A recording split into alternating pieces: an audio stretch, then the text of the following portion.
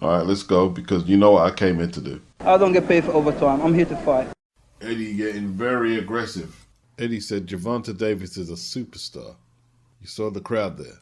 And he's now at the level. So when he says he's going to take his career into his own hands, what a fighter who's generating the sort of attention that he is would do is look around at the audience, thinking about the pay-per-view buys and saying, how much am I getting and how much is in the pot?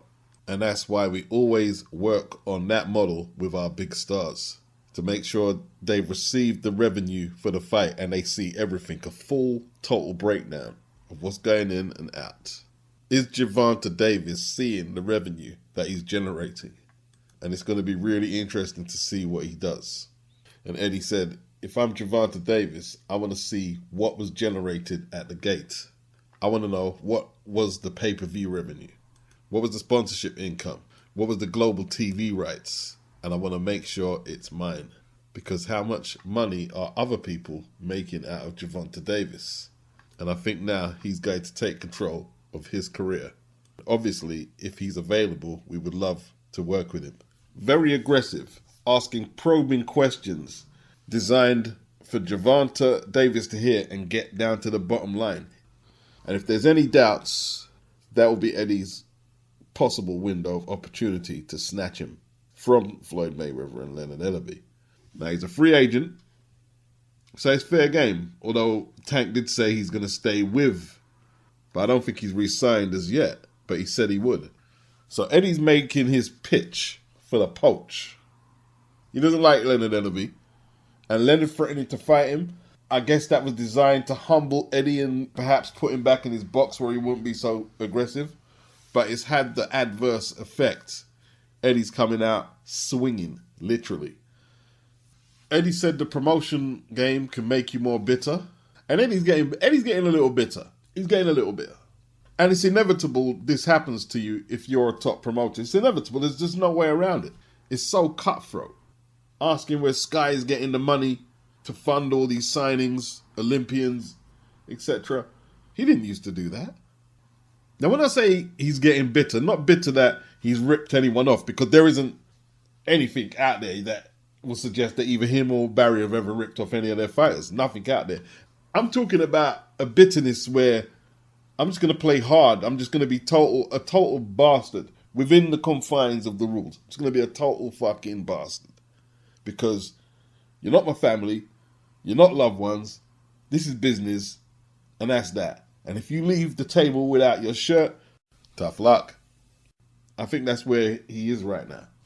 And I don't think it's his rivalry with Frank Warren in Britain that's done that to him. It's the American experience that has changed his whole mentality to promoting now and having to deal with all the rival entities. He said as much in the interview that it would be a good opportunity to get back at the likes of Leonard Ellerbe and Stephen Espinosa, the way they talk about him constantly and snipe at him. And yes, he obviously sees the commercial value in having a Tank Davis on Matchroom and the benefits. And he said he won't let bitterness or hatred obscure his decision as a businessman. But even if there's an iota or an inkling that he's using Tank as some kind of pawn in his game against TMT and Floyd, I don't like it personally. Now, Tank, should he have moved on? Should he have explored his other options? Is he still a free agent? Has he signed a new deal with TMT?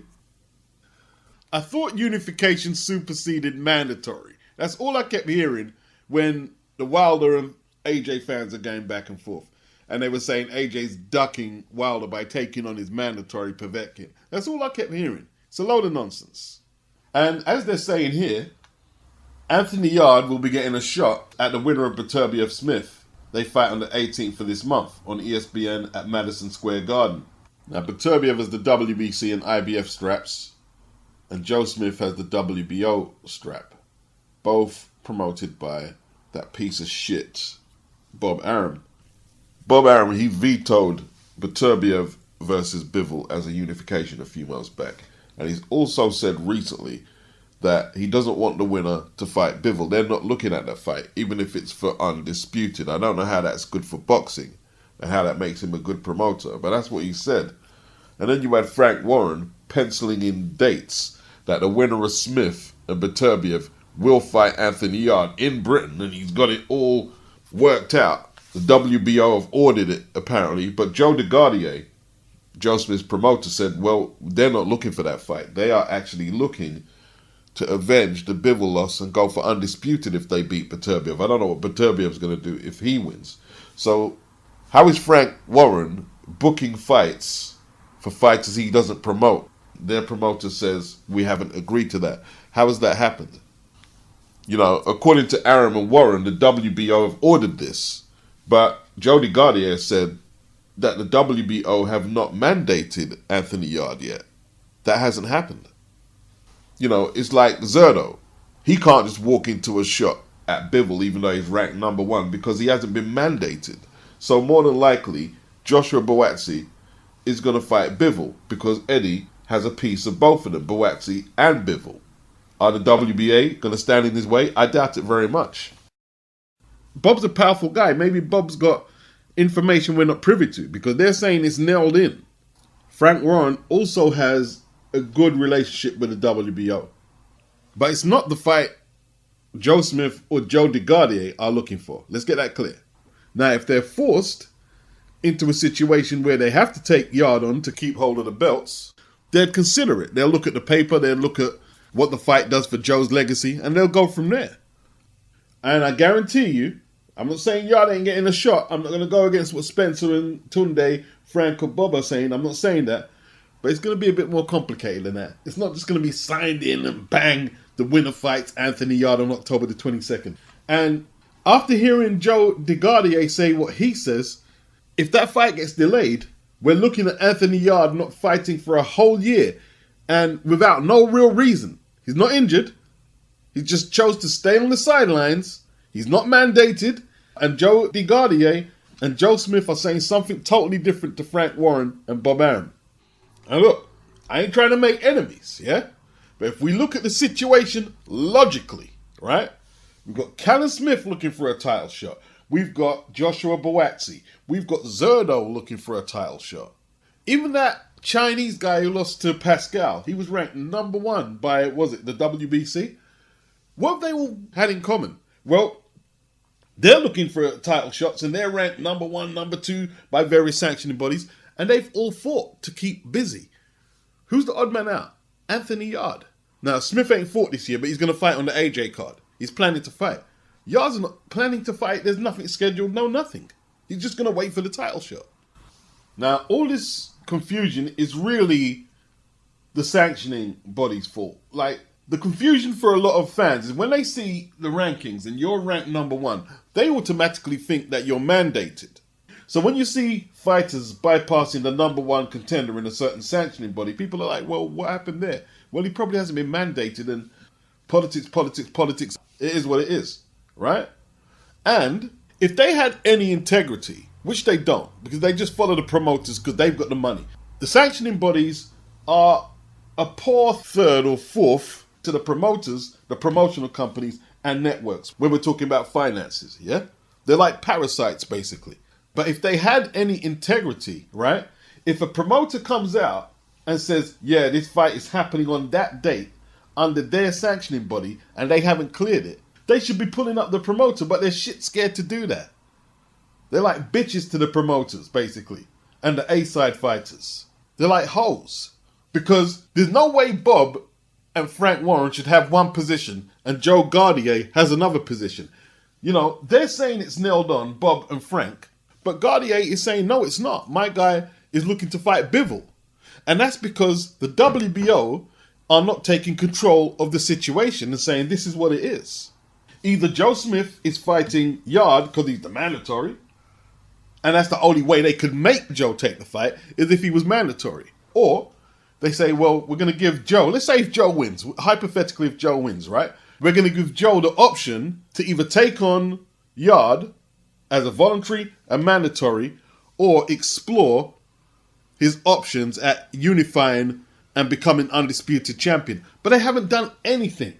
They're just sitting back and we're getting all this information from sources, Michael Benson and Mike Coppinger and whatever geezer is passing out the information.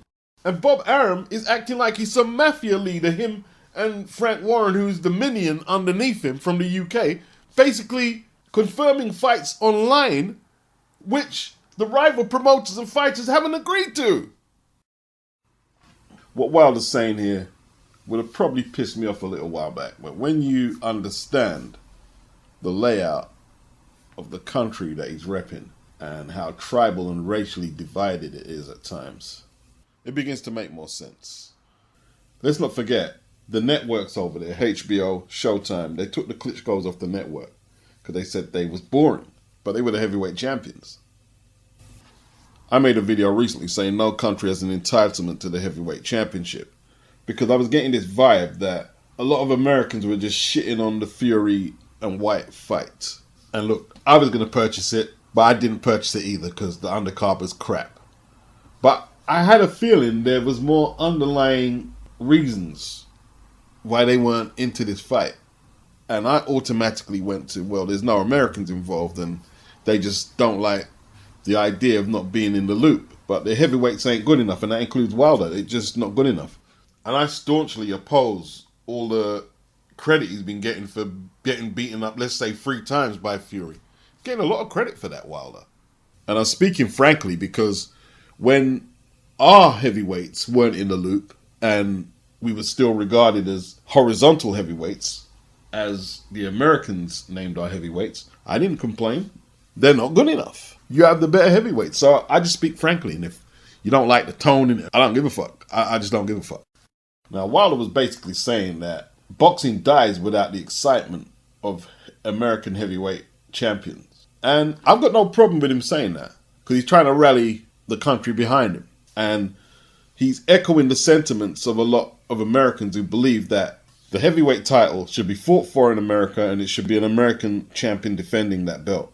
The US rapper Jay Electronica recently said in his eyes he believes that Wilder is still heavyweight champion of the world. And a lot of the PBC fan base would echo the same sentiment. I have a feeling it's deeper than boxing with them guys there, the man love for Wilder. How do you see him as champion and he hasn't won since 2019? Hasn't won a fight. That tells you it's something deeper than boxing they're dealing with. And let's talk about America. Did American boxing die when America exiled the world heavyweight champions, the Klitschko's? No.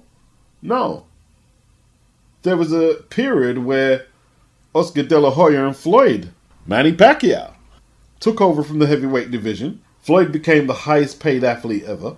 And boxing didn't die in America. Now, when you're saying boxing dies, that means he's speaking for me.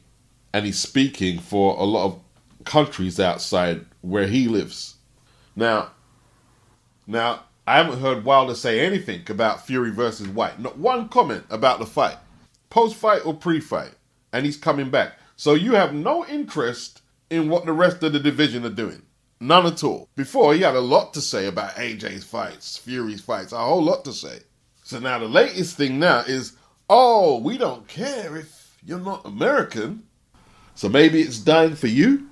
But you can't speak for the world.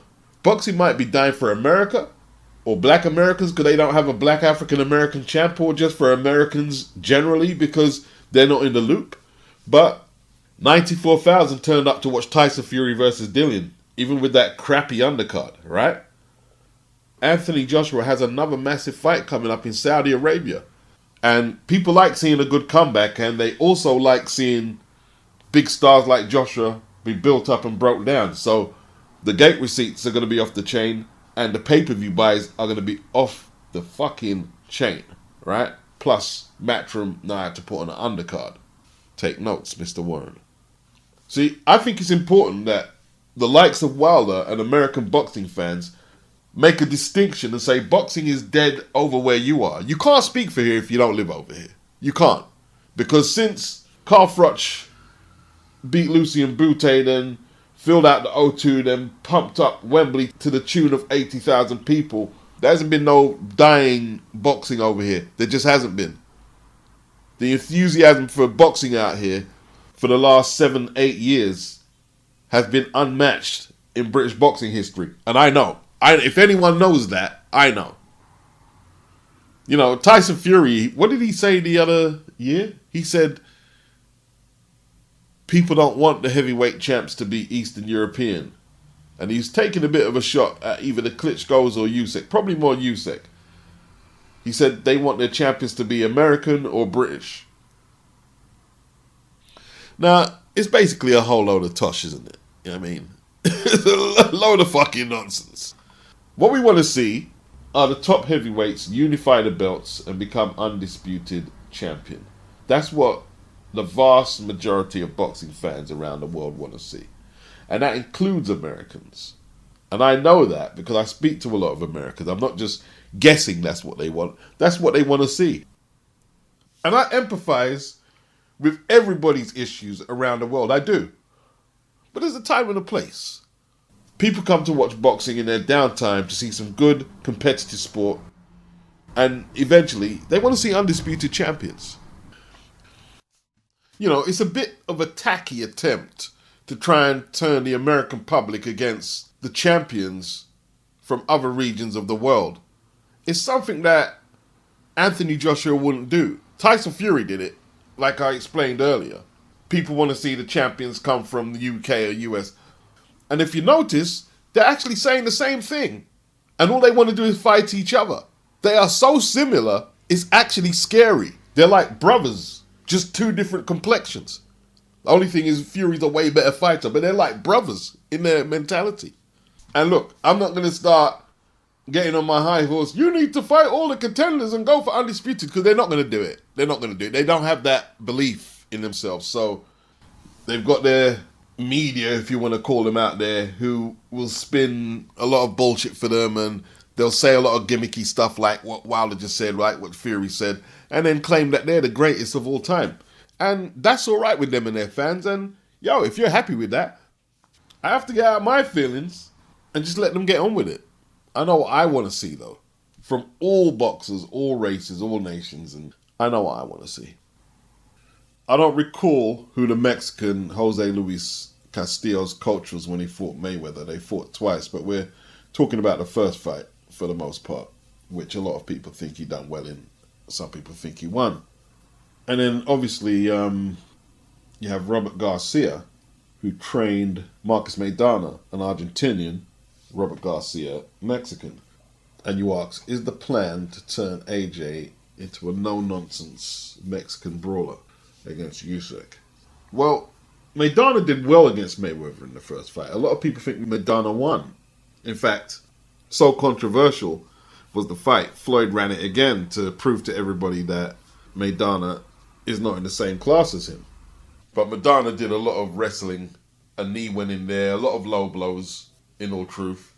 And I just can't see Robert Garcia taking over the reins as coach for Team AJ to get him to bludgeon Usyk in a foul-fueled fight. But perhaps he will. I think it's a very interesting pairing, at the least. I want to see what they come up with. I really do. You know, let's not forget, Robert trained Mikey Garcia, who was far from some stereotypical Mexican-style kamikaze pilot. He was a boxer puncher. In fact, Robert Garcia gave Marcos Maidana a jab. So let's not underestimate his technical ability to coach. Let's not do that. Let's not box him into some place where we think he fits. Let's give him a chance. Now, AJ did announce Angel Fernandez as the main coach to replace Rob McCracken. But now they've brought Robert Garcia in, and Angel Fernandez is still there.